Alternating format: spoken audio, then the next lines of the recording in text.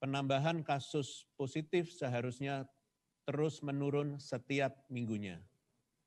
Kami mengapresiasi pada Provinsi Maluku, Riau, Gorontalo, Sulawesi Barat, dan Aceh yang pada pekan sebelumnya masuk ke dalam 5 besar, namun di pekan ini berhasil keluar dari 5 besar dengan berupaya menekan angka kasusnya. Mohon agar hal ini dapat dipertahankan, agar penambahan kasus positif dapat terus menurun dan bahkan menjadi tidak ada penambahan kasus sama sekali.